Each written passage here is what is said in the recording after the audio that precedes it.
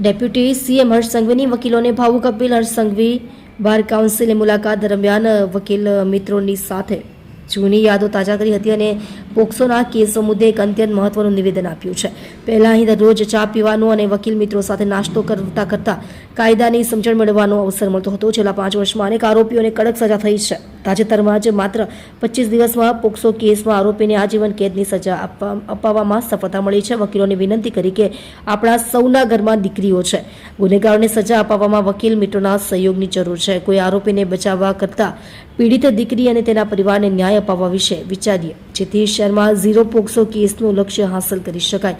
વકીલોની પડતર માંગણીઓ અને પ્રશ્નો બાબતે રાજ્ય સરકાર પોઝિટિવ હોવાનું અને યોગ્ય દિશામાં આગળ વધી રહી હોવાનું તેમણે આશ્વાસન આપ્યું હતું, જે અનેક લોકોને ગમશે અને અનેક લોકોને નહીં ગમે. પણ મારી વિનંતી છે કે દરેક દીકરીઓને ન્યાય અપાવવાના પ્રયાસમાં સૌ સાથે જોડાઈએ.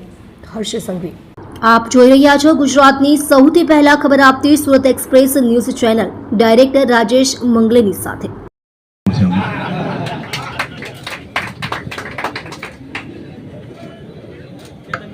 આજે કોર્ટ પરિસરમાં મારા બધા જ જૂના મિત્રો જોડે પાછું મળવાનો અવસર પ્રાપ્ત કરાવવા બદલ હું બાર કાઉન્સિલનો ખૂબ ખૂબ આભાર માનું છું. આ એ જ કોર્ટ પરિસર છે જ્યાં અઠવાડિયામાં 4 દિવસ આ જ કોર્ટ પરિસરની કેન્ટીનમાં કે બાર રોડ પર આમાંથી મોટા ભાગના લોકો એવા હશે કે જેની જોડે દરરોજ ચા પીવાનો અવસર મને પ્રાપ્ત થયો છે. અને અહીંયા બેઠેલા અનેક લોકો એવા છે કે જેમની પાસે મેં જીવનના અનેક ગુણો શીખવાનો મને અવસર પ્રાપ્ત થયો છે.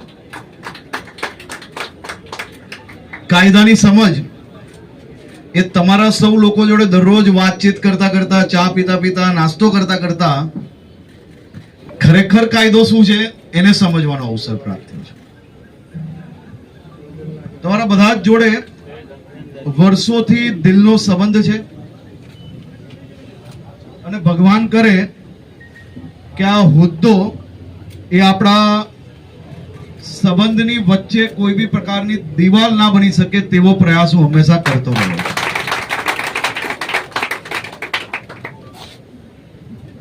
તમારા નાના મોટા પ્રશ્નો એ તો રેગ્યુલર મળતા જ હોય છે, પરંતુ જે મુખ્ય પ્રશ્ન છે એ પ્રશ્નમાં બી પોઝિટિવલી